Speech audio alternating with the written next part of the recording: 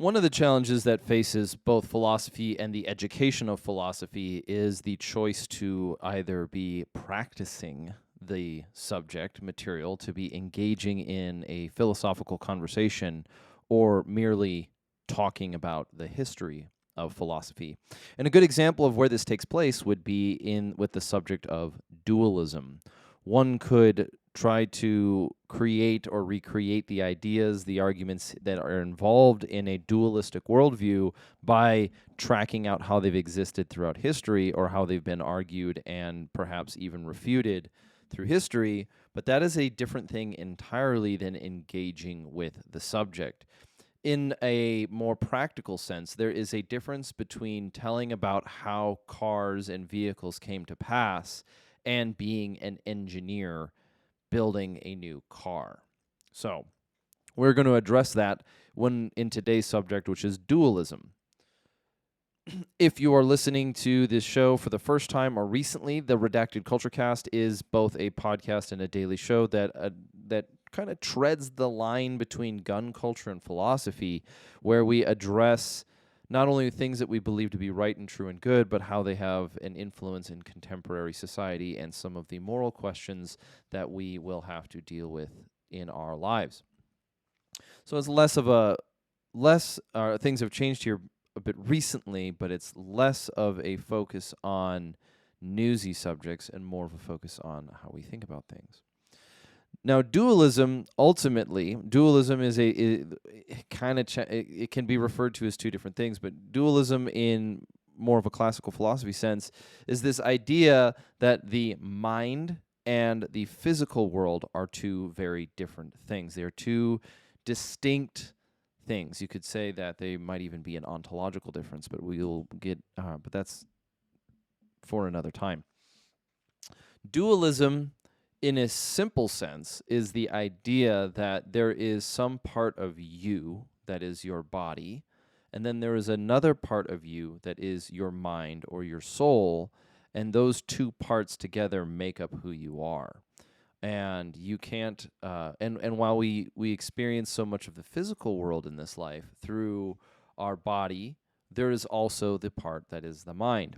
And René Descartes, Descartes, René Descartes is accredited with much of the sort of very classical arguments on how this idea comes to pass.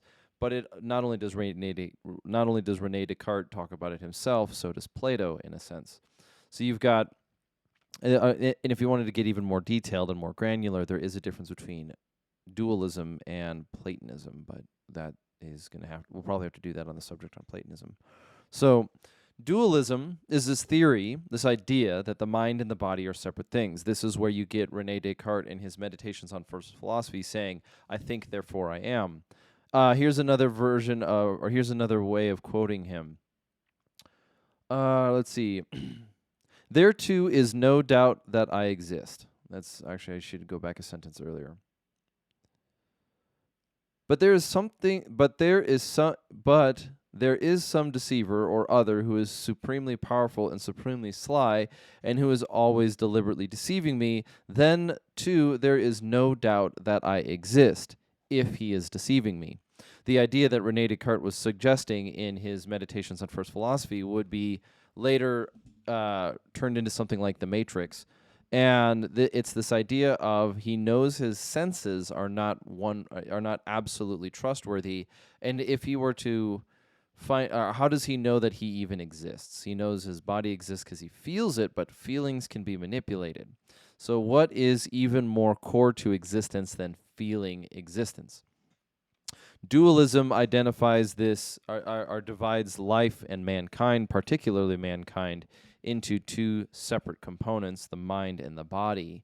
But it also can extend even further, perhaps both towards heaven and hell, by looking at the world in this very dualistic, by holding a very dualistic worldview about both good and evil, morality, and so forth, which is where Plato comes in. So the philosophy of René Descartes, when he's talking about dualism, is addressing more of the difference between a mind and a body, more of a difference between there is something to what makes him who he is by his ability to think, and there is something different that separates that from his ability to feel, or his ability to have experiences, his ability to touch, taste, and know. And then there's another question in epistemology that goes on to memory, but we'll leave that again for another time. The dualism that is oftentimes attributed to somebody more like Plato has this separation where the mind is the good and the body is the evil. That is a hypersimplification. But in much of Platonism, we are ideas, we are minds stuck in bodies, and being stuck in a body is part of what you would consider evil. And that it's some form of freeing ideas or freeing the core of thought. I guess you could go even a little bit further. Is achieved. It's pursued by understanding the forms and pursuing the forms, and this is Plato.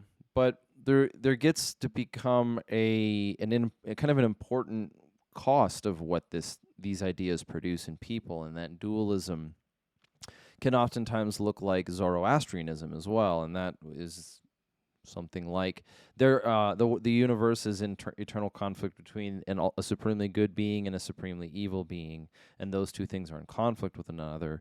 But that runs afoul, has a difficulty with even some of what the Euthyphro dilemma deals with. And if a supremely powerful being has authority over that which is good, then it's just anything that opposes him is functionally evil. So dualism is a useful is a useful tool when understanding both what it is that constitutes man, but how we think about the universe and how do we think about violence and right and wrong and good and evil. A very the idea of good and evil is oftentimes portrayed in the West through the lens of this sort of Neoplatonistic view. It's either something like the world is corrupt, but there is something holy, and this is where you get elements of Gnosticism, even that is present in sort of the utopian dreams of communism and socialism, and in our contemporary time, sort of the diversity, equity, and inclusion environment. But that dualism in that sense tends to be tends to kind of divulge into utopianism, or this dualistic worldview where we would be perfect beings if it wasn't for the chains that bind us. And so since we are capable of throwing off those chains, we ought to.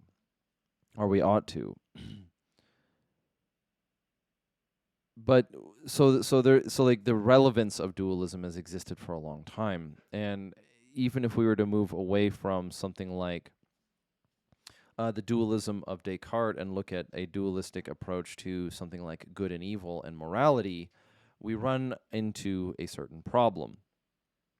Let's just take the idea of God and the devil. If God and the devil are equals in power but in opposition, eternal conflict in the world, then all of history will be a continued conflict between the forces of good and the forces of evil, which certainly seems to be true when we read so much literature and we look at maybe the ideas that in the world that we live in, we exist in a battle between, like, we can ascribe things as the good and the evil and just kind of fight it out that way. And where it goes a little foul is because it sort of diminishes whatever it is that is the God or God of our universe to just one half of the equation. Whereas what we have come to find, or what not we've come to find, but whereas an alternative worldview, which is perhaps even older and more classic not being the right word, is that all of that which is humanity, or all that which is evil in the world, is the result of a separation from the source of the good. And so this idea of a Satan or a evil version of God, an evil antithesis to God, as his equal and opposite force, is one worldview, whereas the worldview that it's not an equal and opposite force, but a diminished version of something that chose to betray him or deny God, leaves room for maybe salvation. And it's not even a works-based salvation, but it includes both the mind and the body. one of the problems with a purely one of the challenges that you kind of run into between these two different arguments or these two different versions of dualism is that on the one hand, one acknowledges that there is a mind and a body that must be forced, and this is the Rene Descartes or not must be forced, but there is a mind and a body that must be included in the equation, whereas the other one, this sort of polaristic good and evil purity argument, leaves a lot of room for how do you say it in any better ways? It sort of leaves the idea of that which defines the good to be questioned. If there is some status where there is a good godlike creature and an evil godlike creature that are in conflict with one another, and that conflict is matched, they are bound to. Are they then not bound to some rules of that which is good and that which is evil, or that which we understand to be good and that which we understand to be evil, and then whatever controls that thing binds those two, and then whatever controls whatever controls the binding or the line of discretion between that which is good and evil would actually be God. And so these two beings that we're talking about are not God at all. They're not even, the good one isn't even God. It is just one half of the equation. And so it wouldn't even be a solvent worldview at that point. So moving forward, there's some application that this applies to so many of us. And it also goes to say with how we understand. It can actually have an impact on how we understand something that comes from the book of James. The book of James in the New Testament was a frustrating book for people like Martin Luther because it involves actions, whereas this is where we get sola scriptura and by faith alone, in the distinction between the Luther's Reformation against the Catholic Church, that it was we are saved by grace, not by deeds. And if we understand that a person is both a mind and a body, then we can recognize that just as much as our body is part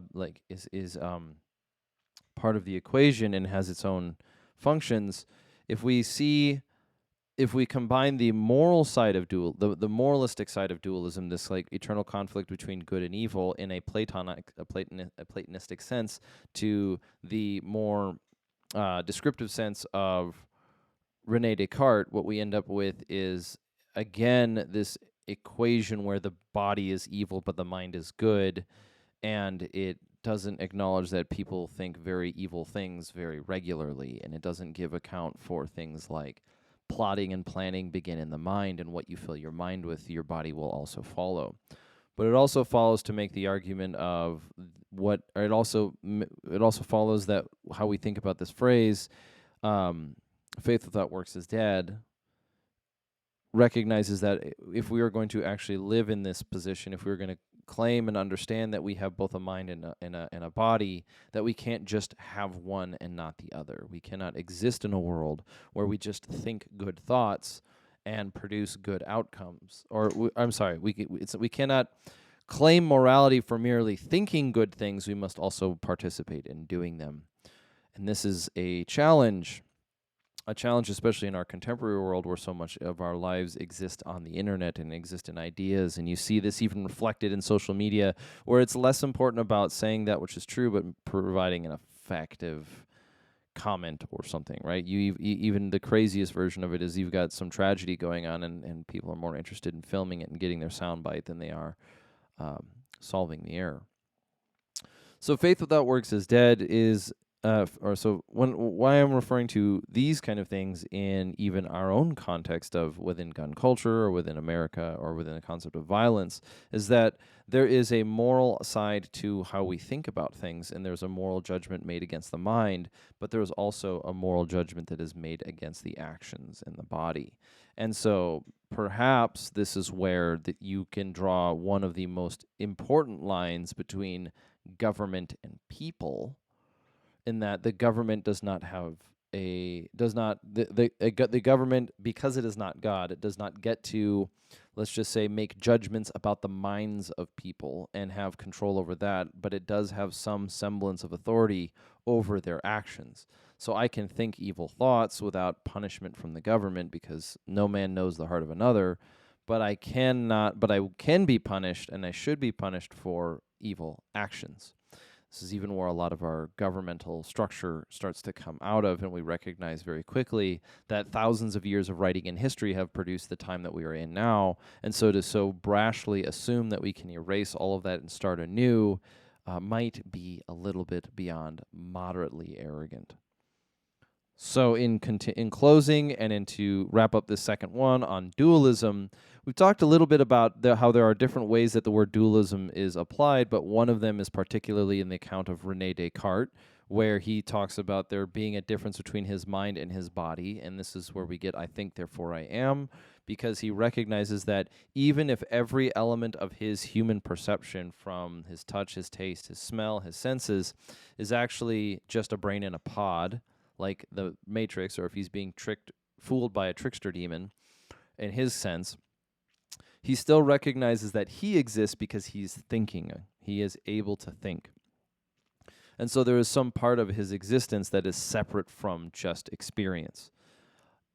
That version, that component of dualism, or that timeline, that way of speaking of dualism, may have some correlation to, but needs to not become too mixed up with what might be considered a Platonistic dualism, which is that there's not only a difference between the mind and the body, but the mind is necessarily good and the body is necessarily evil, and there's a conflict between the two. And then we get Zoroastrianism, which is a orientation of the world that all of the history of existence is a cosmic battle between the perfectly good thing and the perfectly evil thing, and those two things are two parts of the same whole, or they're in conflict with one another.